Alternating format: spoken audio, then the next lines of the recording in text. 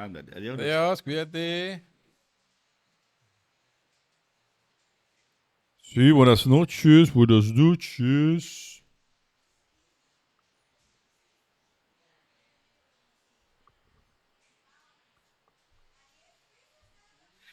Ay, ya me moví la pantalla.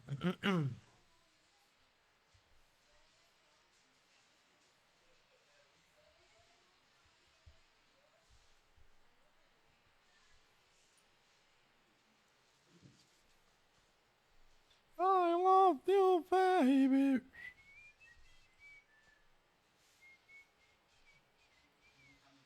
Es el, ajá. Digo yo, ¿qué sombra es esa? Y es el cable. Ya le estoy buscando forma de algo a la silueta. Ay, se ve de todas maneras. Se ve de todas maneras. Sí. Ah, ahí está. Ahí Dice. está. Pero quita, ese ve Arnulfo. ¿O lo vas a cortar o qué? ¿O lo vas a cortar o qué?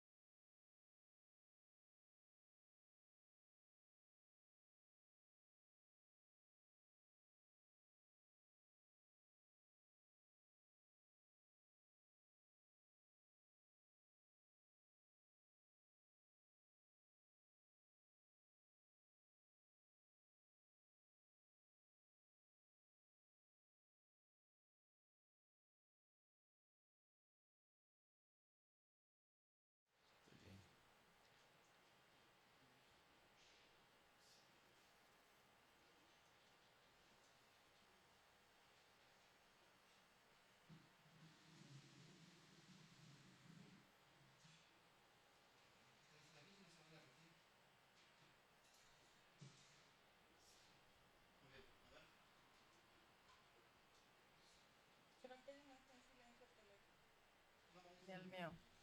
Ok, so clock.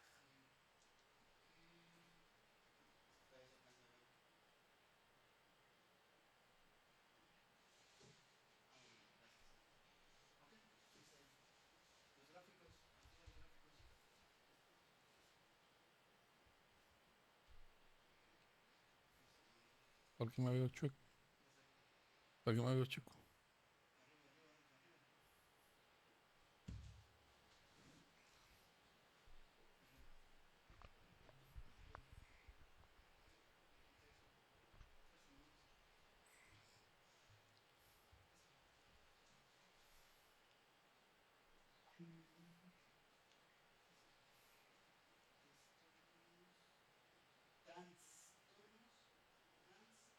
Estras.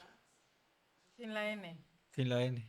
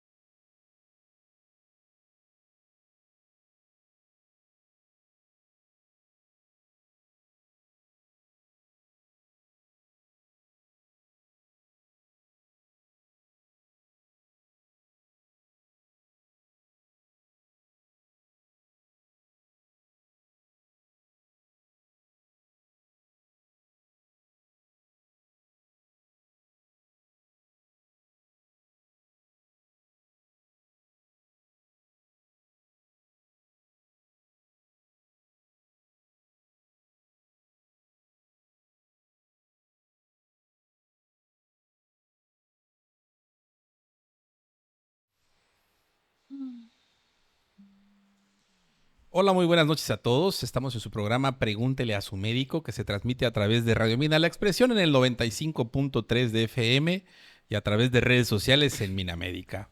Una enorme disculpa por la tardanza. Desafortunadamente tuvimos problemas técnicos, se nos fue la luz y pues tuvimos que cambiar de locación como alcanzan a notar. Pero bueno, ya estamos aquí para hablar de un tema bastante interesante.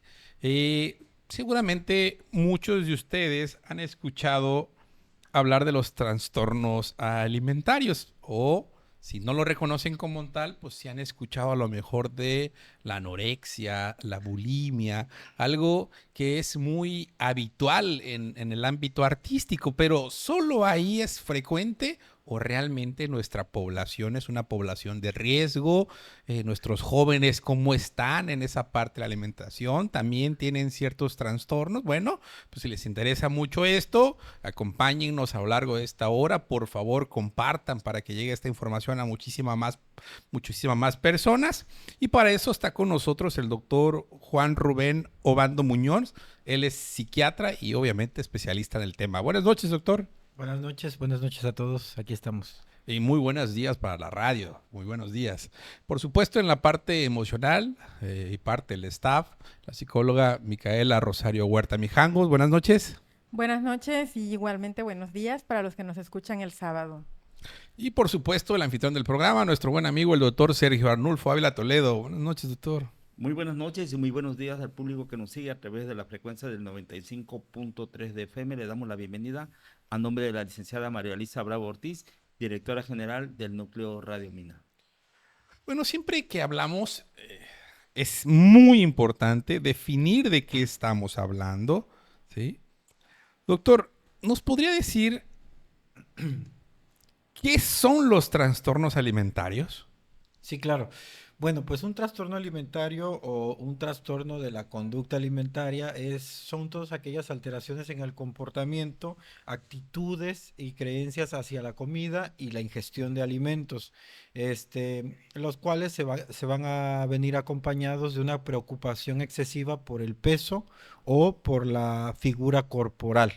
Eso es básicamente el concepto que DSM-5-TR tiene para el trastorno de la conducta alimentaria, muy parecido al de la clasificación internacional de enfermedades, la CIE-11. ¿Cuáles son los principales trastornos alimentarios y cómo se diferencian entre sí estos trastornos alimentarios? Ok, muy bien, mire, pues hay varios, ¿no? Pero los más importantes, pues podríamos empezar por el más conocido o los más conocidos, que son la anorexia y la bulimia, ¿no? La anorexia nerviosa, la bulimia. Pero también tenemos trastornos, por ejemplo, como la pica, el trastorno de rumiación y el trastorno, perdón, de restricción alimentaria o de ingestión restrictiva de la alimentación. También tenemos un trastorno bastante frecuente que es el trastorno de la conducta alimentaria no especificado, en donde pues son alteraciones de la conducta alimentaria no clasificadas en otra parte. Las diferencias pues podrían ser a grosso modo que pues en la anorexia hay un patrón restrictivo de alimentación con bajo peso y pues en palabras más simples, pues dejan de comer, ¿no? Dejan de comer las pacientes, los pacientes, y pues tienen un peso bajo o una dificultad o imposibilidad por tener una ganancia de peso adecuada para la edad. En cuanto a la bulimia, pues lo que se da es el atracón, que es una ingesta incrementada de alimentos con posteriores sentimientos de culpa y posteriormente a estos sentimientos de culpa, la conducta purgativa, ¿no? La conducta purgativa que es lo que, pues la más conocida es el vómito, pero también existe el ejercicio, también existen las purgas, laxantes, ¿no? Todas esas. Y la pica, que también es un trastorno, pues quizás no tan oído, pero muy frecuente y en niños tiende a ser problemático, pues es la ingestión de cosas que no son comida. Pelo, tiza, hule, cualquier otro tipo de cosa que no sea, que no tenga ningún valor alimenticio, ningún valor nutricional y que socioculturalmente y naturalmente no constituye un alimento. Y tenemos el ARFID, que es el trastorno de la ingestión restringida de alimentos, restrictiva, perdón, de alimentos, que es en el cual el paciente o la persona eh, come solamente, evita grupos alimenticios muy específicos, pero los evita hasta el grado que le generan una disfunción. Por ejemplo, no sé, tenemos actualmente los veganos o los ovo-lacto-vegetarianos, este tipo de personas que siguen estas dietas o ciertas dietas que hay en internet, pueden ser catalogados dentro de la normalidad, salvo que la restricción de los alimentos sea tan intensa que le genere problemas de salud, una dificultad para ganar de peso o ciertamente no consuman los alimentos y sea una idea muy arraigada en su persona, ¿no? Este, tanto que eviten a toda costa esta ingestión. Entonces, esas serían como las diferencias y los conceptos básicos de los trastornos más comunes. Ok. Obviamente, todo esto pues siempre tiene un factor psicológico. ¿Qué factores psicológicos y sociales influyen en el desarrollo de estos trastornos? Bueno, en cuanto al desarrollo del trastorno, el factor social es un factor muy importante, porque ciertamente las conductas hacia la comida son, pues desde hace mucho tiempo en la historia de la humanidad, pues todo un complejo de socioculturalmente hablando, ¿no? Entonces, la cultura de la delgadez es una cultura que hasta la fecha podemos ver, incluso en la actualidad podemos decir esta tendencia de que la belleza va hacia la fisonomía, por ejemplo, de los coreanos y las coreanas, que son personas muy delgadas. Entonces, pues esa es una parte, ¿no?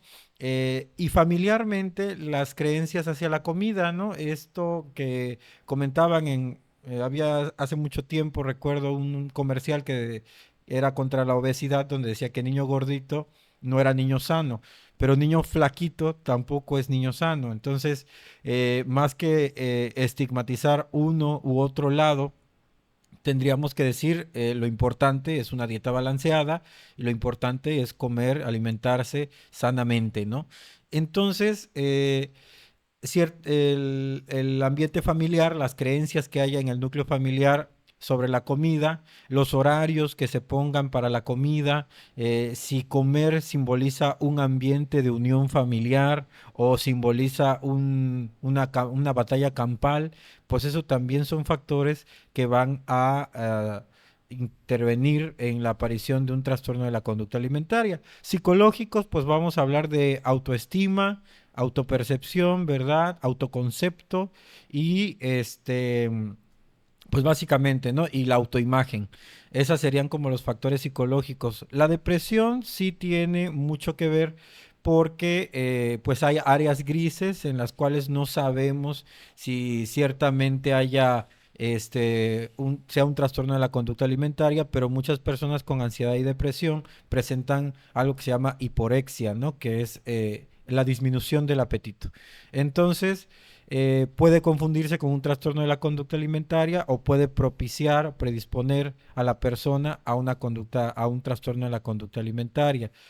Pero la autoimagen y la autoestima yo creo serían como los más pesados cuando hablamos de los factores psicológicos.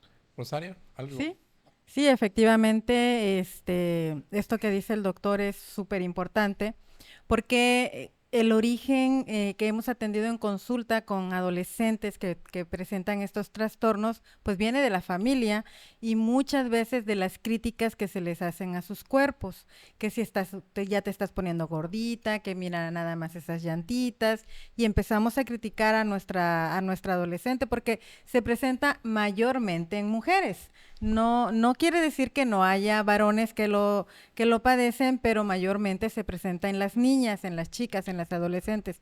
Y principalmente es esta autoimagen que menciona el doctor, esta autoestima, este no sentirme pertenecido, querido, amado, ¿no? O amada. Entonces sí es súper importante trabajar con la aceptación, porque muchas veces la genética del cuerpo que ya traemos como herencia, pues no nos va a permitir estar así súper delgaditas como las modelos que menciona el doctor o estas imágenes que nosotros estamos mirando en la televisión. Y a eso le agregamos las críticas que la familia le hace a nuestro cuerpo cuando está cambiando nuestro cuerpo. Recordemos que precisamente en la adolescencia, pues el cuerpo está cambiando. Entonces, no es el cuerpo definitivo. Muchas veces yo les he dicho a las niñas, todo el tiempo nuestros cuerpos están cambiando. Y cuando estamos en la adolescencia se presentan más fuertes todavía los cambios. No hay una forma, porque a veces las chicas pues quieren tener el cuerpo de fulanita o de perenganita que ya tienen su cinturita, su cadera hormada, formada. Todavía no se presentan estos cambios hormonalmente hablando y entonces es natural y es normal que pues tengan una forma parejita, estén cuadraditas o estén llenitas de diferentes partes de su cuerpo. Entonces sí es súper importante las críticas que se le hacen a nuestros hijos, a nuestras sobrinas, nietas, porque de verdad que la familia influye mucho, muchas veces. Fíjate que aquí me gustaría agregar algo muy importante.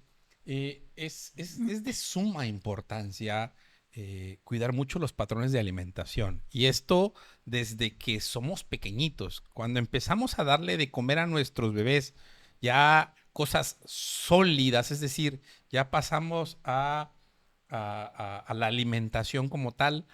Obviamente hay diversos métodos, pero dice la gente, ¿ya cuándo le voy a empezar a dar papillas, no? Cuando empezamos la alimentación complementaria, en la actualidad manejamos un término que se llama perceptivo. La alimentación tiene que ser perceptiva. ¿Y en qué se basa ese término? Actualmente ya prácticamente no manejamos porciones. Es decir, anteriormente a lo mejor el pediatra decía o el nutriólogo decía media tacita de zanahoria. No sé, un ejemplo. ¿Qué pasaba cuando el bebé solo se comía 2 cucharadas de zanahoria? Pues obviamente esto le generaba mucho estrés al papá porque pues no se está comiendo la porción que está indicada por el médico. Y entonces empezábamos a emplear cualquier estrategia para que nuestros hijos comieran. El famoso avión, el viene, el va, el obligar. Y entonces, ¿qué fue lo que empezó a suceder? Empezamos a enseñarle a nuestros hijos a no respetar el estímulo de la saciedad. Y peor aún, nuestra generación creció con el cinturón en la mano o la chancla y no te paras de la mesa hasta que te acabes el plato. Porque hay un montón de niños que no tienen que comer. Y tú sí tienes, así que te acabas el plato. Entonces, eso ha ido modificando y ha ido haciendo que no respetemos nuestras señales de saciedad y como consecuencia, pues tenemos la sociedad, una sociedad muy obesa o con mucho sobrepeso y somos uno de los países más obesos que existen en el mundo. Competimos entre primero y segundo lugar. Entonces ahora hablamos de este término. ¿Por qué? Porque tenemos que aprender a percibir las señales de nuestros hijos. Es decir, si mi hijo ya no quiere y solo fueron 2 cucharadas, ahí se queda. No es necesaria una tercera, no es necesaria una cuarta. Tenemos que empezar a aprender de las señales que me da mi hijo. Si mi hijo escupe, voltea, agacha, rechaza, significa no quiero más y ahí le paro. Y eso va para los niños en todas las edades. El niño no tiene que acabarse el plato. Seguimos pensando que como yo soy grande y me acabo un platote, un niño chiquito se tiene que acabar un platito. Probablemente no, y hay edades críticas donde los niños comen menos, pero eso es completamente normal, comen mucho pero en pequeñas cantidades. Entonces, no obliguemos a nuestros hijos porque esto lo único que va a desencadenar es obesidad y por supuesto que siendo obesos, pues vamos a tener mayor facilidad de caer en este tipo de trastornos. ¿Por qué? Porque justamente vivimos en modas y siempre se ha instaurado el cuerpo adecuado como un cuerpo extremadamente delgado. Actualmente hay apertura, ya hay modelos de tallas grandes, medianas, chicas, sanas, con limitaciones, con enfermedades, y esto pues es bastante bueno para empezar a ver diversidad, pero, pero el estándar generalizado para todos de una persona guapa, una persona bien, es una persona delgada. Claro, y sobre todo en la adolescencia, ¿no? Que es donde se presenta mucho este tipo de trastornos. Ellos no están conscientes de que estamos abiertos a morenos, altos, bajitos, no, sino ellos están fijándose mucho en su imagen y en la delgadez. Tratando este tema, ¿qué señales de alerta, doctor, existen cuando una persona tiene trastornos alimentarios? ¿Cómo nos podemos dar cuenta que hay un problema en la alimentación? Ok. Sí, y como volvemos a decir, ¿no? Lo dijimos cuando hablamos de suicidio, lo decimos ahora otra vez, la familia, ¿no? La familia es la que va a detectar estos, estos datos de alarma, ¿no? Conductualmente podemos ver cualquier cambio en el hábito alimentario, como lo es, saltarse comidas frecuentemente, inventar excusas para no comer, cortar la comida en trozos pequeños, jugar con la comida pero no comérsela, tirar la comida, eh, levantarse constantemente en cuanto se termina de comer, acude al baño. Eso puede ser un dato de alarma porque puede ser que esté vomitando. Este, la preocupación excesiva por los alimentos, tanto que empiece a pesar alimentos, a preguntar calorías, a hacer conteo de calorías, ese tipo de datos son de alarma. Cocinar para otros, pero no comer, ese también puede ser porque hay personas que pueden como tratar de engañar el hecho de que alguien se dé cuenta de esto, haciendo eso, ¿no? O sea, ay, pues que yo cocino, ¿no? Entonces no puedo tener un trastorno en la conducta alimentaria. Cocina, pero no come. Entonces, eso también. El uso de laxantes o de pastillas para adelgazar. Y en los hombres, sí va a ser muy importante el verificar la calidad y cantidad de las horas que invierten para entrenar su cuerpo. Porque en los hombres, un trastorno de la conducta alimentaria se puede ver más en una vigorexia, en un exceso de ejercicio, de ejercitación en el cuerpo, como conducta compensatoria al atracón, por ejemplo, que puedan llegar a tener. También eso, que de repente se nos pierda en la noche la persona o en algunos momentos del día y se nos desaparezca comida del refrigerador, puede ser que la persona esté teniendo atracones, ¿no? Y yo creo esas son como las más grandes o las más frecuentes de las conductas de riesgo. ¿Cómo afectan estos trastornos el cuerpo y la salud? Muy bien, pues eso ya lo sabemos, lo tenemos muy en claro, tanto en el ámbito de la salud, ¿verdad? Todas las alteraciones, sabemos que pues se genera una desnutrición, se puede generar deshidratación, puede haber caída del cabello, en las mujeres, por ejemplo, empieza a haber amenorreas, infertilidad. Puede también presentarse, ay, perdón, sí, puede también presentarse deterioro del sistema nervioso central, como lo es olvidos frecuentes, que no se pueda concentrar en la escuela, bajo rendimiento escolar. También podemos ver que haya cambios en la estructura cerebral, puede haber reducción de la masa cerebral, incrementarse el riesgo de depresión y de ansiedad y pues una serie de alteraciones, pérdida de la musculatura, Por periodos prolongados de ayuno puede haber alteraciones sanguíneas como lo son las anemias, pues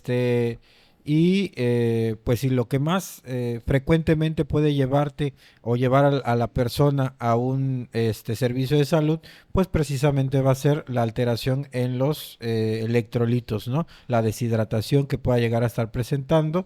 O en el caso de las mujeres, muy frecuentemente llegan a consulta por las amenorreas. Así es. O sea, la falta de regla puede ser un problema de trastorno alimentario. Exactamente, la menstruación, ¿no? Que no se presente y que incluso puede llegar hasta a una infertilidad en ese aspecto, problemas graves de la fertilidad. Y es importante, las chicas, los jovencitos, de verdad que no están conscientes de la gravedad de la situación.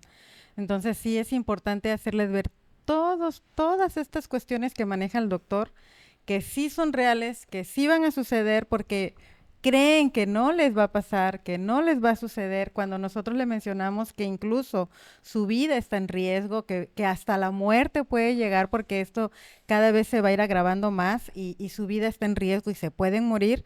Muchas chicas, muchos chicos se asombran, no te creen, porque de verdad no te creen y hay que trabajar constantemente con ellos para esta información correcta que necesitan ellos también tener. Sí, claro, porque pueden presentar también alteraciones cardíacas, hipotensión o baja presión arterial, pueden presentar taquicardias, arritmias, que se acelere o se baje mucho la frecuencia cardíaca, desmayos constantes, lo que se conoce como síncope, osteoporosis, fracturas, o sea, ya en estados evidentemente más graves de la enfermedad, ¿no? O llegar pues hasta desenlaces fatales.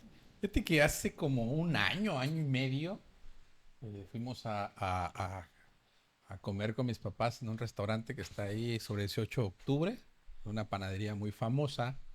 Y había una chica que llegó con, supongo yo, su mamá, su tía, con un cuerpo muy, muy, muy delgado. Y se estaba dando un atracón con un tortón gigante y una bebida de estas frías, de estos frappés pero de esas que vienen con una carga de azúcar impresionante. Y yo dije, bueno, va a llevar muy buen plan de alimentación y pues hoy es su día que se Hoy es está su día libre. destrampando, ¿no? Entonces, cuando llega la comida, se me cae algo, lo recojo y me voy a lavar las manos. Para esto la chica había ido al baño y el baño está muy pegado, está al ladito del lavabo y se escuchaba cómo estaba vomitando, ¿no? Cómo las arcadas, pues el ruido de... Y salió después de un ratito, como si no hubiera pasado nada y siguió comiendo. O sea, evidentemente hay un trastorno de alimentación, entonces empiezas a relacionar. O sea, cualquiera puede decir, pues le dio asco algo, pero empiezas a relacionar, como bien dice el doctor, los famosos atracones, como el sentimiento de culpa, y entonces van, vomitan y pueden regresar la comida para sentir el sabor y lo vuelven a repetir una y otra vez. Obviamente esto pues puede generar muchísimos problemas de salud, infinidad de problemas de salud.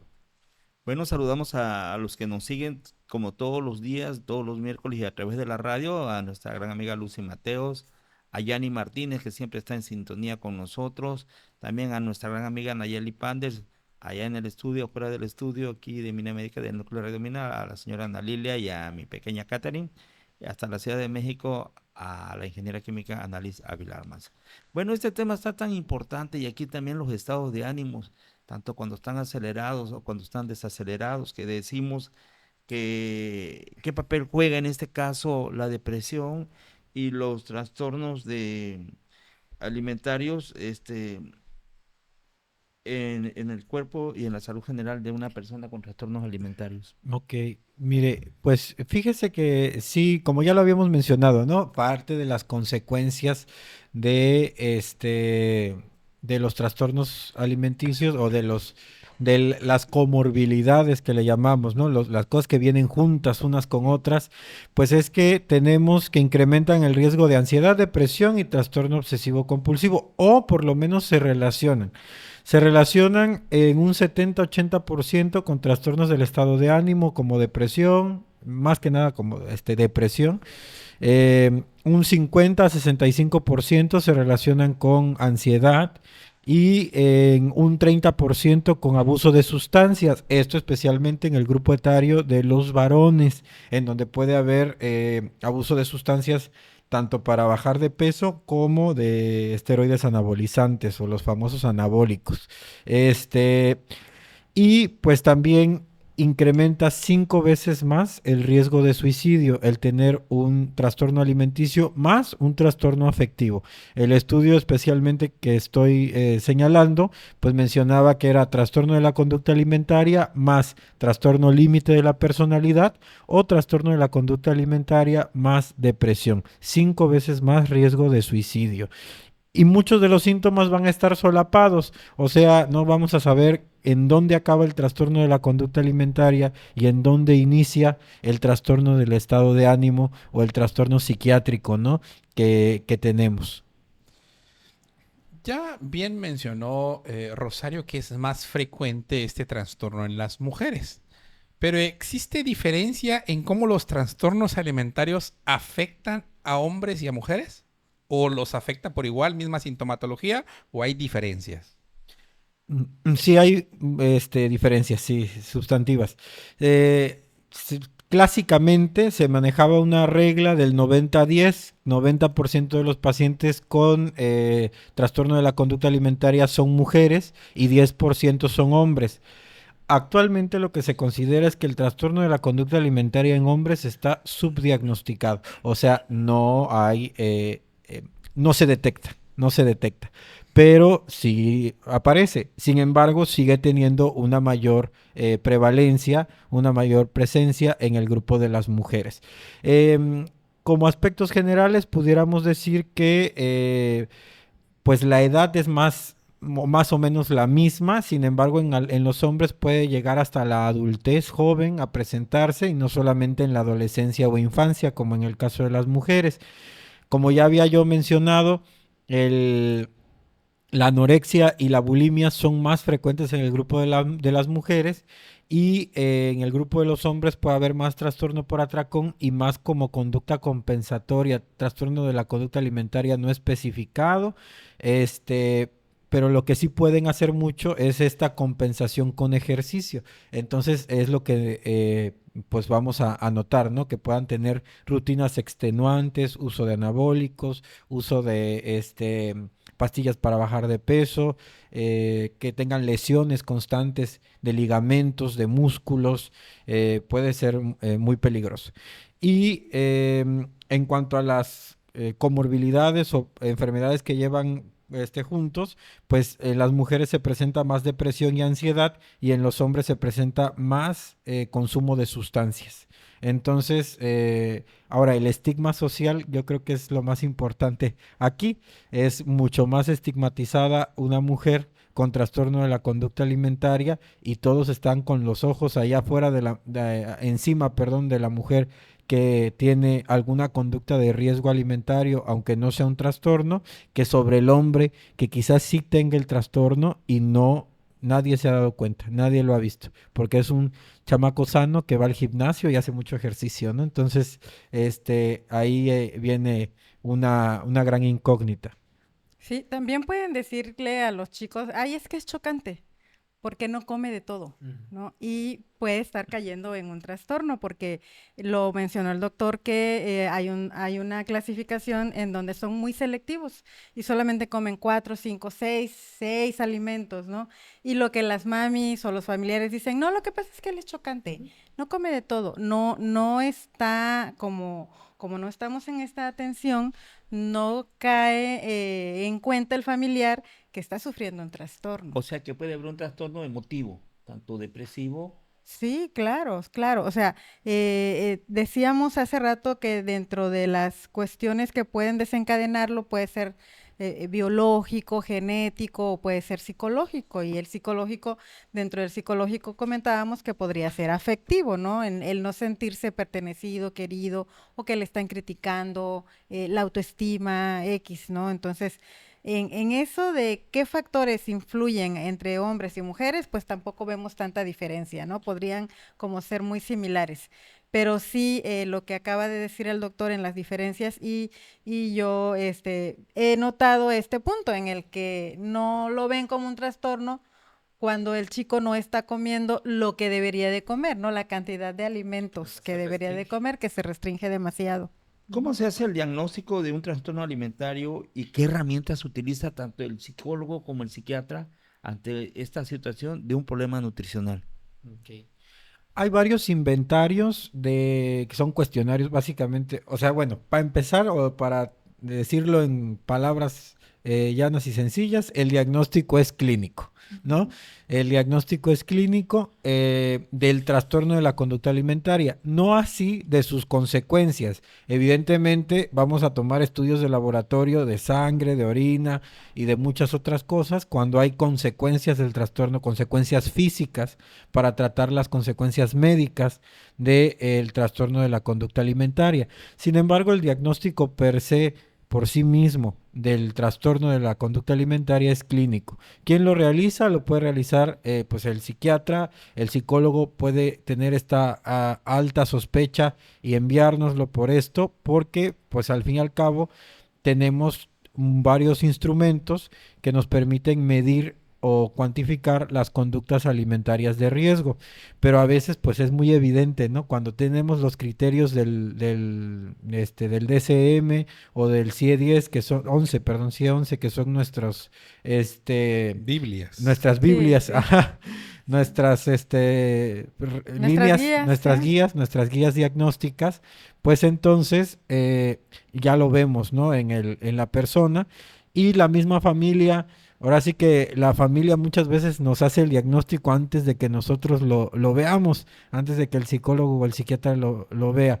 Simplemente llegamos y confirmamos con base en la guía clínica que existe, ¿no? Y desde el punto de vista psicológico, Sí, Rosario. es prácticamente lo mismo. Generalmente llegan los papás. Yo siempre atiendo a los adolescentes o a las adolescentes acompañados de un adulto, de cualquiera de sus cuidadores.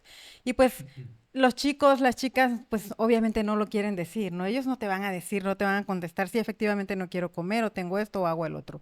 Pero las mamás, que generalmente son las mamis, las que llevan a las niñas a la consulta, pues ellas ya nos dicen todo lo que han observado. Desafortunadamente, cuando una niña o un adolescente, un chico, una chica llega a consulta por un trastorno de conducta alimentaria, es cuando ya está. Pocas veces han llegado cuando son los primeros síntomas, cuando los papás empiezan a observar que está dejando de comer o que está encerrándose o X, ¿no? Cuando empieza el trastorno no lo ven como grave, sino que cuando ya está bien avanzado y que sí ya tiene que tener un acompañamiento psicoterapéutico y psiquiátrico. Es hasta ese entonces que llegan. Pero es igual, son las encuestas, la observación, la entrevista, lo que se les hace a los papás Entonces, para poder diagnosticar. el rol de la familia y el entorno cercano facilita el diagnóstico. Claro, O por sea, supuesto. digamos que son los Son los primeros primeros, en así darse es. cuenta y obviamente Sí, ellos son los que pues invitan, ¿no? A ir con el psicólogo, con el psiquiatra o son los que dan la alerta, ¿no? así Así es. Entonces, ellos son los principales indicadores de que algo está anormal con mi hijo, con mi hija, con mi hermano, con mi hermana, con mi familia, ¿no? Sobre todo, como estas partes de los atracones. Yo no me imagino un vómito silencioso. O sea, ¿cómo controlas un vómito después de un atracón, ¿no? O sea, las arcadas, bueno, las mías suenan como de un oso, pues, ¿no? Las pocas o muchas veces que he vomitado es un oso gruñendo. O sea, no puedo hacerlo silencioso. Sí, y es muy común que la mamá, el papá no se dé cuenta y se dan cuenta los hermanos porque comparten habitación, porque el baño está dentro de la recámara y el baño de los hijos está lejos del baño de los papás. Entonces, a veces los hermanos son los primeros en enterarse o con quien comparten habitación y luego van y lo cuentan a la mamá y la mamá dice, no, ¿cómo crees? No, no lo creo, no esto, no el otro. Entonces, esto hace que el tiempo avance porque pues el chico o la chica no está consciente del riesgo que está corriendo su salud. Entonces sí, la familia es indispensable. Doctor Sergio, obviamente decimos que esto lo maneja el psiquiatra, el psicólogo, pero el médico de primer contacto, ¿cómo puede identificar estos signos de trastornos alimentarios? Sí, fíjate que tienes toda la razón. Nosotros como médicos de primer contacto con un paciente nos damos cuenta porque nos lo lleva la mamá. Principalmente lo número uno, no quiere comer. No quiere comer. Entonces nosotros tenemos que irnos. Yo les pregunto y le digo en tono de broma, ¿no guisa bien tu mamá? ¿O no te agrada lo que guisa tu mamá? Ellos nomás se ríen. Le digo, ¿tienes algún problema? ¿A qué horas desayunas? ¿A qué horas almuerzas? ¿A qué horas cenas? Y ya después de eso me voy al ámbito escolar. Le digo, ¿sufres bullying? ¿Tienes algún problema? Porque muchos problemas digestivos o problemas alimentarios tienen un fondo por el bullying, por las burlas Las que le hacen burlas. sus compañeritos y ya no quiere ir a la escuela y no llega con vómito. O lo veo muy común en las quinceañeras, las próximas niñas que están a cumplir años y que no quieren comer porque no, porque el vestido no le queda. Son de los más sencillos. Ya cuando nos llegan y nos dicen, no, pues sabe qué, mi niña come y vomita. O come y parece pato, va cada rato al baño. Entonces ahí es donde tenemos que buscar qué otro motivo puede ser, aparte del psicológico, lo que está originando este problema. Tenemos que irnos también a problemas de violencia sexual dentro de la familia, violencia familiar. Lo que comentaban, hay veces, como antes, el cinturón a la mano y hasta que no te acabes la comida, no te paras de la mesa. Son muchas formas de que el médico puede diagnosticar que hay un trastorno alimentario, sobre todo, como usted dice, en los atracones. Yo lo que sí veo bien como médico en primer nivel, lo que está fomentando la cultura de la alimentación que se está implementando a niveles escolares. Lo veo muy bien, un buen acierto de parte del gobierno dentro de lo que es, porque como lo dijo el doctor Castañón, somos los números uno en obesidad. Y en su momento, pues nosotros sabemos derivar en qué momento vamos a enviarlo ya sea al psiquiatra o al psicólogo, este paciente que ya tiene un trastorno de conducta debido a su alimentación. Sí, creo que es muy importante hacer hincapié. A mí me llegan todos los días pacientes con mi hijo no quiere comer, doctor, Ujú. ¿no? Entonces vas a peso, estatura y dices, ah, caray. O sea, pues está bien, ¿no? Está pasado, señora, ¿no?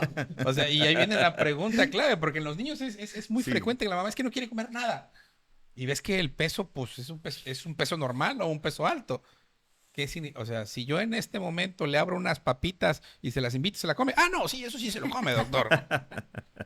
Y si le hablo unas galletas, ah, no, no, sí, eso se lo come, eso sí lo come. Bueno, eso es muy importante aclarar. O sea, es un paciente que no come pues absolutamente nada o limita las cantidades de comida y que ya tiene consecuencias de salud secundario de esto, pues no es el niño selectivo, por ejemplo, ¿no? No es Ujú. el niño que come poquitas cosas, pero que tiene buen peso. ¿Sí? Claro. Que sí come mucho, pero solo le gusta. Ahora tenemos, por ejemplo, los pacientes neuroatípicos, ¿sí? Los pacientes con TEA, por ejemplo, que tienen mucha selectividad alimentaria y a lo mejor solo comen cosas verdes Ujú. y pueden perder peso y estar bajos de peso, pero esto es por la selectividad propia de la patología. No entraría en la parte de este tipo de trastornos, porque es otro trastorno diferente, ¿no? Una neuroatipidad, es decir, un cerebro que funciona de manera diferente. No porque él se vea en la impresión como gordo o no se vea, que se vea obeso, no porque él tenga una interpretación diferente de su cuerpo, sino simplemente porque su cerebro trabaja de otra forma totalmente diferente. Claro, porque la diferencia está en que los chicos que tienen trastorno de conducta alimentaria hablan mucho de no quiero estar gordo, no me gusta cómo me veo. Ellos hablan mucho de su imagen. Un chico neuroatípico no está pendiente de que si esto le va a subir de peso o no le va a subir de peso. Entonces, yo creo que ahí también podríamos observar las diferencias. estar muy atentos de, es que me veo gorda, es que no me gusta, es que esta playera se me ve fea y hablan mucho de la imagen, del cómo se ven porque comen determinadas cosas o porque comen, ¿no? Ujú. Sí, en el caso de todas estas Ujú. neuroatípicos o neurodivergentes, pues claro que estamos hablando de que se van más por colores y texturas, ¿no? Ujú. Entonces, realmente ahí la selectividad no es tanto por un trastorno de la conducta alimentaria clásico, ¿no? Hay algunos textos que dicen que el ARFID puede tener cierta comorbilidad o cierta unión con el trastorno del espectro autista, pero más que nada esto se hace para saber que lo tenemos que tratar, ¿no? Que tenemos que tratar de que esta persona que vive con un trastorno del espectro autista diversifique lo más que se pueda su alimentación para que no sufra ningún déficit de la salud, ¿no? Nutricional, así es. Nutricional. Pero realmente, pues sí son diferentes las motivaciones conscientes que tiene la persona para consumir, para restringirse o incluso para purgarse, ¿no? Hay una pregunta bastante interesante de Carolina Meléndez Cruz, nuestra experta en crianza. Hola Carolina, buenas noches, saludos. ¿La dismorfia corporal es también un trastorno de la conducta alimentaria? No está dentro del mismo grupo, pero es un síntoma. O sea, Perdón, me gustaría que antes de que continuara, perdón que lo saque a tema, Que definiera. que definiera qué es la dismorfia corporal, porque hay mucha gente que no entiende esos términos médicos y para eso son estos programas. ok. Disculpe la Sí, interrupción, sí, no doctor. se preocupe. Bueno, pues ahora sí que en frases, en palabras sencillas, es que uno tenga una autoimagen alterada, o sea, el cómo yo me veo no me satisface a niveles ya patológicos, a niveles enfermizos, que me están diciendo que yo estoy delgado y y me veo gordo, que me están diciendo que yo me veo un brazo más largo que el otro, pues, que me veo este asimétrico, amorfo, puede llegar incluso hasta detestar partes de su cuerpo a niveles pues muy peligrosos, ¿no? Eso es más que nada la dismorfia corporal. Está dentro de los síntomas y más que nada de la anorexia, porque hay una alteración tremenda de la autoimagen que puede rozar los límites de la dismorfia corporal, pero como tal no es un trastorno de la conducta alimentaria. Es muy frecuente, ahorita que hablan de dismorfia corporal, los pacientes con múltiples cirugías plásticas, ¿no? O sea, Ujú. Ujú. oye, dices tú, no, era Muy de súper, es moda. muy bonita y ahora ya tiene unas bolas en los cachetes, en los labios y, o sea, ¿cómo se pierde? Es parte, pues, de esta patología, ¿no? Sí, sí, es parte de la psicopatología y ahí es más que nada con un ideal de belleza, pero es la autoimagen, ¿no? Es totalmente de la autoimagen. Muy bien. ¿Cuáles son los enfoques más efectivos para tratar los trastornos alimentarios desde el punto de vista de la psiquiatría y la psicología? Ok. Desde el punto de vista de la psiquiatría y la psicología, bueno, aquí me voy a meter un poquito en ambas áreas, porque es que no podemos estar separados, ¿no? Nosotros estamos juntos con pegados, siempre. Así es. Entonces, las dos terapias que más evidencia científica tienen para el trastorno para los trastornos de la conducta alimentaria, pues son la terapia familiar o enfocada en la familia y la terapia cognitiva conductual enfocada en la alimentación. Eh, Sin embargo, por ejemplo, para anorexia, la terapia enfocada en la familia es una cosa pues es la que tiene mayor evidencia científica. Por ejemplo, para situaciones como bulimia, trastorno por atracón, la cognitivo-conductual sirve mucho porque al final y al cabo la cognitivo-conductual nos enseña a cambiar una distorsión del pensamiento, un pensamiento automático y dar una conducta, modificar una conducta. Y aquí sí necesito modificar una conducta, el vomitar, por ejemplo, ¿no? Ujú. O el tener el atracón. Entonces, pues ahí sí me va a servir algo cognitivo-conductual, pero en la anorexia lo que más me va a servir es que haga yo una modificación en todo el núcleo familiar Y entonces pongamos horarios para comer juntos. Pongamos un lenguaje positivo respecto a la comida. Pongamos un apoyo emocional constante dentro de la familia. ¿Cuáles son los mitos de la alimentación? ¿Cuándo se le dijo a esa niña, niño, que estaba gordo, que estaba feo, que estaba... Entonces, hacer la modificación en este nivel nos va a dar la solución. Y en cuanto a lo psiquiátrico meramente, hablando de psiquiatría como farmacología nada más, que no es, ¿no? Pero sí, en este aspecto psiquiátrico, pues los tratamientos son muy complicados. La verdad es que los trastornos de la conducta alimentaria y en especial la anorexia tienen un pronóstico ya una vez establecidos muy difícil, ¿no? O sea, salir de ellos es complicado. Se manejan casi tan complicado como salir de las adicciones. Entonces, pues hay tratamientos muy clásicos farmacológicos, o sea, con medicamentos, pero hay distintos enfoques. Ahorita algunos enfoques están así, que lo tratemos como un trastorno adictivo o que incluso lo tratemos como un trastorno de la dismorfia corporal, precisamente que tratemos esa dismorfia con medicamentos y entonces el paciente puede llegar a mejorar. Y previamente se les daban medicamentos para engordar, medicamentos que daban, que les ayudaban a ganar peso y les daban mucho apetito, como la olanzapina. Ahorita eso está muy debatido porque, por ejemplo, si una paciente con anorexia está sufriendo porque no quiere ganar peso y es una idea irracional, que puede ser irracional o enferma, si ustedes lo quieren llamar así, pero es una idea, una creencia que le genera mucho pesar el ganar peso. Y yo todavía de médico le meto una olanzapina para que engorde, la estoy torturando. O sea, realmente es un debate ético muy interesante porque sí, o sea, realmente las pacientes incluso llegan a incrementar su riesgo suicida porque les están dando el medicamento y están engordando, ¿no? Entonces, mejor un enfoque más conservador, no obligar al cuerpo a engordar, sino convencer a la mente de que tiene que tener una alimentación saludable. Es por ello el acompañamiento psicológico, ¿no? Porque podemos atacar biológicamente al cuerpo, pero si está en la creencia, porque para ella es cierto, para ella es real que está sobrepasada. Entonces, sí necesitamos ver dónde está el origen de esa creencia y como bien dice el doctor, tenemos que trabajar con toda la familia.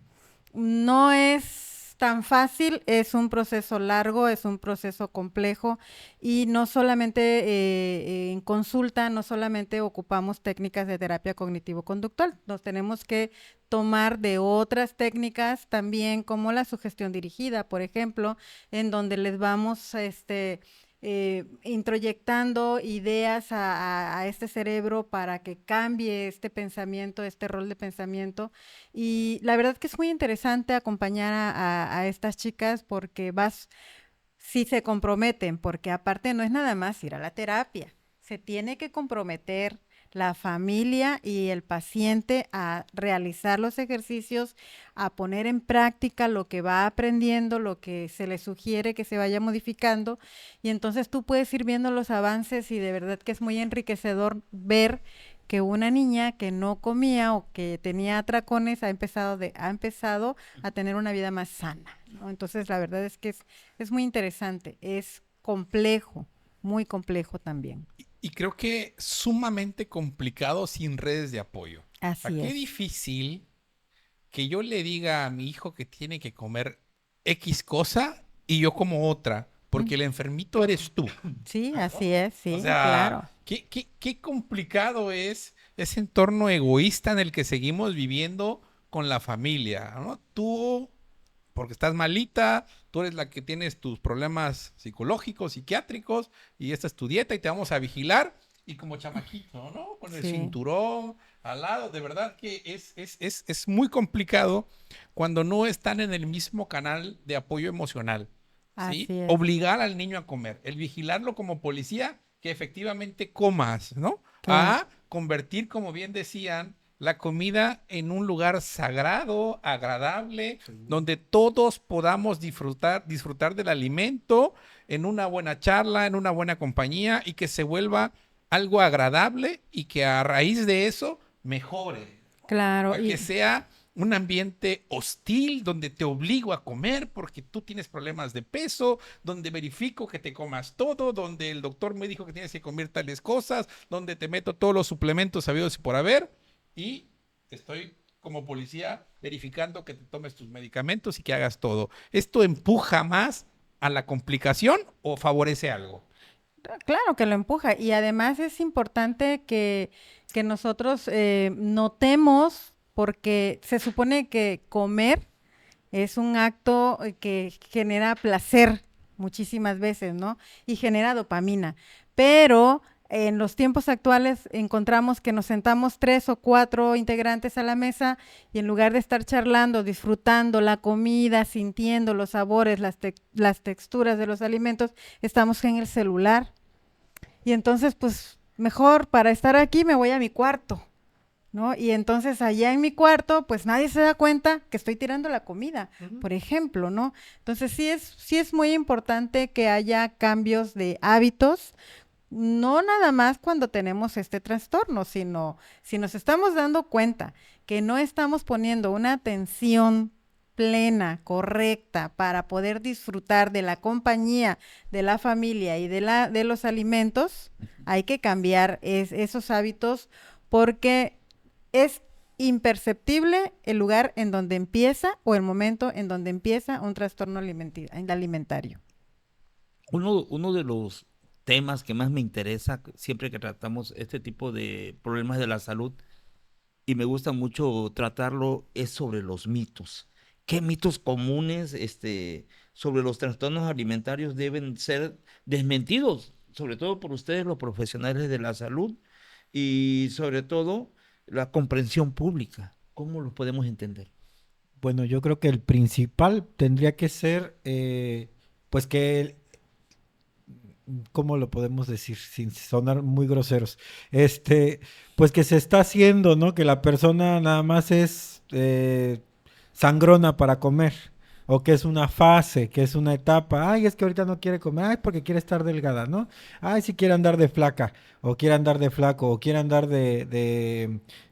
Como si fuera una moda, ¿no? exactamente, ¿no? Lo está haciendo por moda, lo está haciendo por una fase, se está haciendo, nada más es muy sangrón para comer o sangrona para comer o para meterse al ejercicio. Entonces, como minimizar el hecho de que existe una alteración y que la estamos viendo que ahí está la alteración. La otra, pues yo creo que más que mitos sobre el trastorno de la conducta alimentaria, sería sobre la alimentación, ¿no? Que la alimentación pues es desmitificarla en todo lo que es el ritual de la comida, ¿no? Esto viene desde la prehistoria.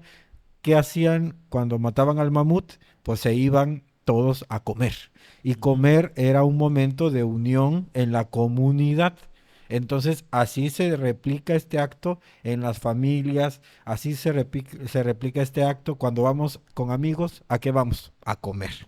Entonces, siempre es mediante la comida hay una relación social. Entonces, esto es algo bien importante, retomar la relación social, como decía la psicóloga, cómo podemos retomar este lugar seguro en la comida, ¿no? En el momento de comer, en el hecho de comer. Y pues todo esto poder llevarlo a cabo sin que haya pues ideas preconcebidas sobre la alimentación, ¿no? De que ser o muy gordito, te voy a dejar ser lo más gordito que tú quieras para que seas feliz, o te voy a dejar ser lo más flaquito que tú quieras para que seas feliz. Lo feliz es pues estar en el punto medio, en una alimentación balanceada. Yo creo que de los puntos más frecuentes, más importantes que se dejen como claros de esto de los mitos es que no es porque quiere, ¿no? Es porque ya está enfermo. Es importantísimo que quede esa parte. Esto es como el alcohólico, como el adicto. No es que quiere tomar, lo hace porque quiere. No, ya no tiene control sobre. Eso creo que tiene que quedar muy bien puntualizado. No es, sí comenzó como una idea quizás. Ujú. Voy a facilitar ¿Como el el, alcohol? el verme delgado, ¿no? Voy a tomar para socializar. Pero en el momento que se sale de control, ya no es porque quiere. Esa idea que inició siendo como eso, como algo que va a facilitar el que yo sea delgado, ahora ya es una enfermedad. Entonces tiene que quedar muy claro esto. Es una patología, no es porque quiere. Una idea, también, ciertamente, todo lo que dice el doctor, lo que acaba de decir, Por dos. por dos, ¿no? Porque sí, sí realmente, pues ya ha perdido un control. De hecho, parte del tratamiento farmacológico es darle medicamentos que le ayuden al control de impulsos.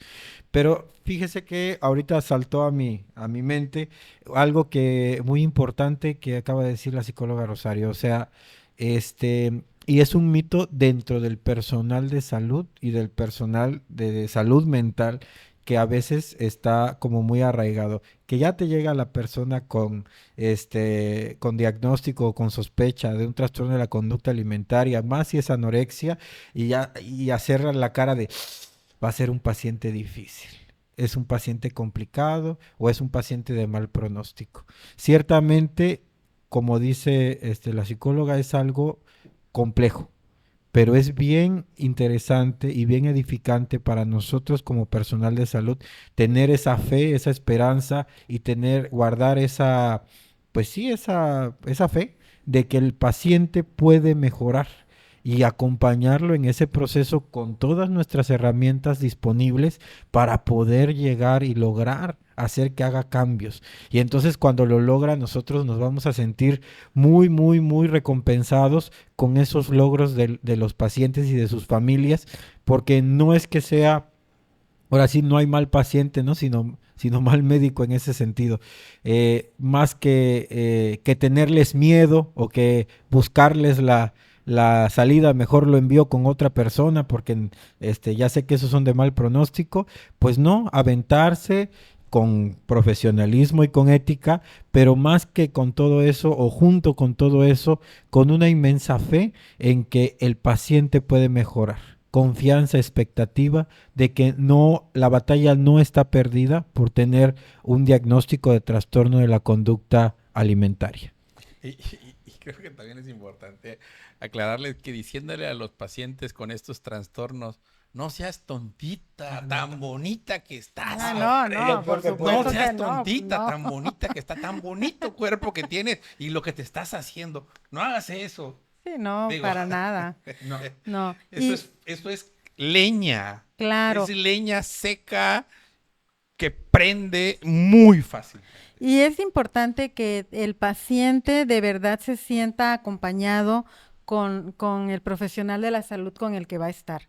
No importa que vayas con uno, con otro y con otro, hasta que encuentres la persona que realmente te va a generar la confianza para este acompañamiento correcto. Porque todos tenemos diferentes formas de acompañar. No quiere decir que haya buenas o malas formas, mejores o peores. Simplemente que las personas somos distintas y al ser las personas distintas, también los profesionales de la salud emocional y mental somos distintos y ocupamos diferentes técnicas, diferentes alternativas, diferentes métodos, diferente entonación, diferente forma de mirar y de tratar. Entonces sí es importante que cuando busques a una persona para que te acompañe, te sientas en confianza y te sientas identificado, porque de esa manera vas a ser honesto con tu proceso y vas a dejar de mentir, porque si tú mientes, el psicólogo o el psiquiatra te va a creer. Va a decir, ok, sí lo estás haciendo, pero no está funcionando lo que te estoy dando o lo que te estoy diciendo que hagas, porque tú dices que lo estás haciendo, pero a veces no lo están haciendo, ¿no? Porque no tienen esta confianza. Entonces es necesario que haya confianza, que haya este clic que luego decimos, ¿no? Ya para finalizar este tema en relación a los trastornos alimentarios, ¿qué recursos existen para quienes buscan ayuda y cómo pueden acceder a ellos? ¿Cómo los podemos ayudar? ¿De qué manera? Bueno, tenemos varios lugares, pero hice aquí una pequeña lista de los que sí existen. Está la ANA, Asociación Civil, que es ANAA, que es una asociación de niños y adultos con anorexia y bulimia en Ciudad de México. Tienen ahí una página especial, una página de contacto, y un número de contacto. La página es www.anaa.org.mx. Entonces, ahí brindan los servicios de terapia psicológica y psiquiátrica, grupos de apoyos para pacientes familiares, y talleres de prevención en escuelas. Y hay otra asociación que se llama Comenda, así como se escucha, Comenda, que se significa Comer Mejor, Nutrición y Desarrollo AC. Igual es de Ciudad de México. Y pueden ustedes buscarla, ¿no? Así, escribiendo Comenda. Eh, Como hospitales tenemos pues también opciones. Está la Fundación Ellen West, está el Instituto Nacional de Psiquiatría Ramón de la Fuente. Yo creo sería como el instituto hospitalario con más referencia en México para tratar estos trastornos, válgame la redundancia, porque tienen su unidad especializada en trastornos de la conducta alimentaria, que es pues muy buena, dirigida por grandes especialistas en la materia. Y hay recursos en línea. Hay un recurso en línea que se llama Tú Cuentas Conmigo. Está en Instagram, y así lo pueden buscar. Tú Cuentas Conmigo, AC. Y hay una que se llama AMAEM. AMAEM. AMAEM. Asociación Mexicana de Anorexia y Bulimia. Lo pueden buscar en Facebook como AMAEM AC. Y ahí encuentran materiales de seguimiento, grupos de apoyo, bastantes recursos que pueden ustedes, que están disponibles para toda la población. Lo vamos a agregar ahorita al programa ahí como comentario. ¿Quieres acércale la hojita para que las copies, Rafa? Y lo tengan ahí, lo tengan a la mano. Si conocen a alguien, pues compártanle estas páginas. Ahí lo vamos a escribir para que ustedes puedan compartir esto que es muy interesante. ¿Ibas a comentar algo, Rosario? Adelante. No, en realidad yo considero que es súper importante que pues el recurso más próximo que tenemos pues es nuestra familia, que esté interesada, que esté atenta, porque pues pueden existir todas estas organizaciones que existen, toda esta información que hay en línea, pero muchísimas veces nosotros no nos hemos dado cuenta de lo que está pasando. Entonces, sí es muy importante que ocupemos nuestras herramientas, que tenemos nuestras herramientas personales para poder acceder a estos recursos. Sí, creo que creo que el ejemplo más claro de un problema conductual es el alcoholismo. Y todos hemos visto, porque es muy común que lo veamos en televisión, en cine, cuando el paciente, el enfermo, se para frente a todos y dice: hola, yo soy Fernando y soy alcohólico, ¿no? Es decir, difícilmente vamos a poder tratar a alguien que no ha reconocido su problema. Por eso la dificultad, como menciona Rosario. Si hay una gama muy amplia de ayuda, la realidad es que probablemente el familiar sea el que pueda acceder a ellos cuando detecte este problema, porque el paciente podrá acceder a ellos hasta que reconozca que tiene un problema. Claro. Si no está reconocido el problema, no vamos a poder generar una solución. Carolina Meléndez Cruz otra vez nos dice: crianza respetuosa como prevención, construir una relación saludable con la comida y el cuerpo. La comida no es premio, castigo ni consuelo exclusivo. Aceptación corporal para nuestros hijos e hijas. Aprenden a quererse a sí mismas cuando se sienten aceptados por nosotros. Hay que cuestionarnos cómo hablamos, padres y madres, sobre nuestros propios cuerpos, dietas, etcétera. Obviamente los patrones se repiten y se copian.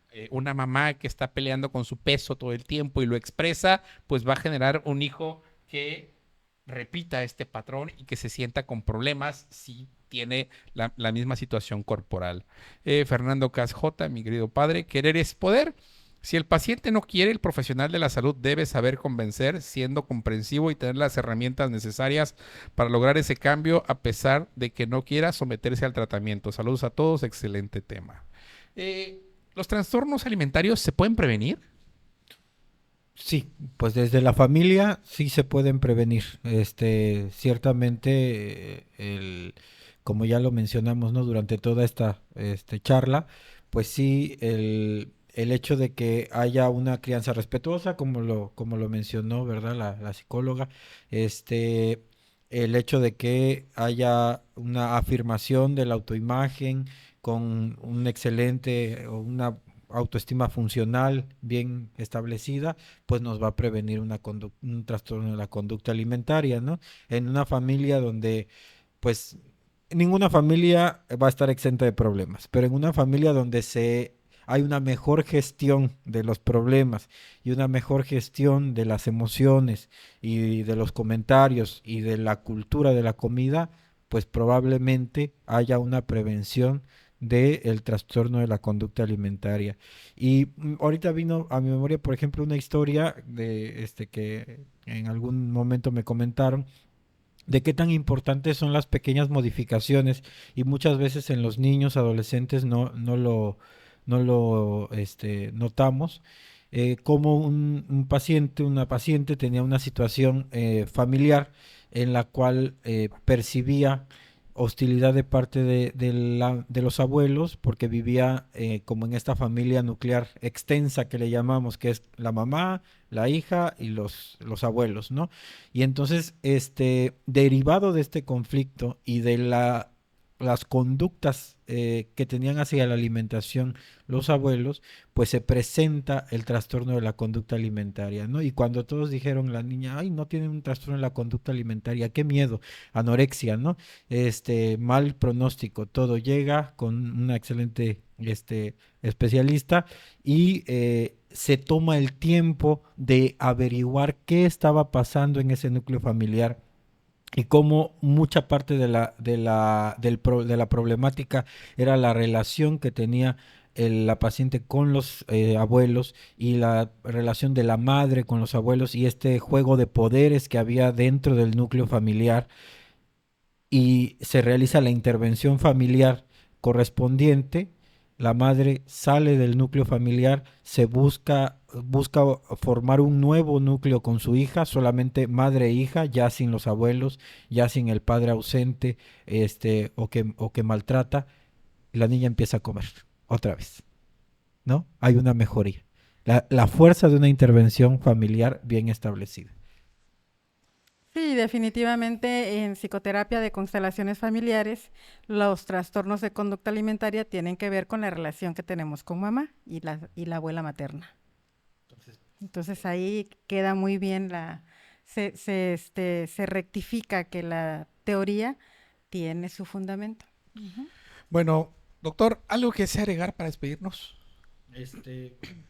Pues lo que ya mencioné, no agregaría más que un llamado a las familias a que estemos al pendiente de nuestros adolescentes y también de los adultos, pero más de nuestros niños y adolescentes en cuanto a la situación de la alimentación, que nos acerquemos a nuestros servicios de salud más cercanos si hay alguna sospecha ante cualquier duda, ¿verdad? Y a nosotros como población médica, como población de salud, que mantengamos la esperanza, eso, era eso, tener la esperanza más que la fe, la esperanza en que el paciente puede llegar a mejorar y que aunque tenga un diagnóstico de trastorno de conducta alimentaria, si nosotros hacemos nuestro trabajo de la mejor manera posible y brindando con toda la ética y la empatía que se requiere y establecemos una buena relación, el paciente puede mejorar. El doctor Juan Rubén Obando Muñoz, psiquiatra, está aquí con nosotros en Minamédica. ¿Qué días lo pueden encontrar, doctor? Los días sábados de 2 p.m. a 7 p.m. estamos para atenderlos. Así que cualquier problema por ahí de carácter psiquiátrico, pues no duden en hablar a los teléfonos de Minamédica. Rosario, ¿algo para despedirnos? Pues rectificar que es súper importante que seamos padres muy atentos con nuestros hijos, estar observándolos, estar observando estos cambios que de por sí, cada etapa de desarrollo tiene sus cambios, entonces informarnos si estos cambios que que están sufriendo las etapas de nuestros hijos entran dentro de la normalidad o ya se están saliendo de la normalidad. Los padres presentes no necesariamente tienen que estar 24/7 con los ojos encima de sus hijos. Los padres presentes son los padres que están atentos, que están preguntando, que están mirando, que están respetando, que están disciplinando, que están poniendo límites, porque los límites también son amor y también van educando. Y enseñarle a nuestros hijos que toda acción tiene una consecuencia desde que son pequeños. Entonces, sí, tenemos que ser padres muy atentos. Y como dice el doctor, pues problemas vamos a tener, pero también tenemos mucha información y muchas herramientas para resolverlos de la mejor manera posible. Todas las familias son diferentes y cada caso también es distinto. Pues invitarlos a que estos patrones de alimentación los empecemos a trazar de la manera más sana desde que somos pequeños. Hay un abismo de diferencia, por ejemplo, entre dar lactancia materna exclusiva y fórmulas artificiales. Es abismal la diferencia. Hay, por ejemplo, factores protectores como la impronta metabólica, un paciente que come solo pecho y por ahí se va a sobrepeso. Este paciente tiende a regular su peso después de 18 meses, pero el paciente alimentado con fórmula artificial que se va a sobrepeso o se va a obesidad, difícilmente podemos cambiar ese patrón y desde ahí empezamos a arrastrar problemas. Si a eso le sumamos que cuando iniciamos alimentación complementaria no aprendemos a respetar las señales de saciedad y obligamos a nuestro hijo a comer o no damos una dieta adecuada, nutritiva, si seguimos consumiendo de manera desenfrenada, desencadenada, todos estos productos con alto contenido calórico, con alta cantidad de grasas trans, pues obviamente vamos a ir generando niños con sobrepeso, con obesidad, que seguramente tarde que temprano pueden ser víctimas de bullying. Y si no hemos trabajado una buena crianza, como platicábamos hace ratito, niños con una buena autoestima formada desde el hogar, desde el respeto, obviamente va a ser complicado. Y un niño que es obeso difícilmente va a tener una crianza adecuada. ¿Por qué? Porque desde ahí estamos demostrando que no es el buen camino. Algo está Pues. pasando. Claro, algo no es bueno. Entonces, tenemos una oportunidad, todos aquellos que somos padres de niños pequeños, de empezar a hacer cambios de hábitos y irlos haciendo de la mano. Quizás el bebé pequeño de 6 meses, si te ve comer una fritura, pues no le genere ningún conflicto, pero ese niño va a crecer y si te ve comer una fritura, pues va a querer una fritura. Entonces tendrás que dejar de comer todo eso para empezar a hacer buenos hábitos de alimentación. Nuestra responsabilidad como padres es criar niños lo más sanos posibles y la nutrición sin duda es un pilar fundamental en un niño sano. Un niño obeso no es un niño sano, aunque se vea muy bonito, no es un niño sano. Sí, y tampoco el niño extremadamente delgado. O sea, la alimentación balanceada, ¿no? Y sí, ahorita me acordé que recordar tanto a cualquier médico de atención primaria, especialmente qué bueno que contamos con el pediatra, ¿verdad? Aquí presente con nosotros, pero desde cualquier servicio de atención primaria, médicos pasantes que están en servicio social, su control del niño sano. Su control del niño sano puede salvar vidas. Entonces, este déficit de medro, de ganar peso estimado para la edad, híjole, ahí, tanto para la obesidad como para la desnutrición, ponerle mucha atención. Sí,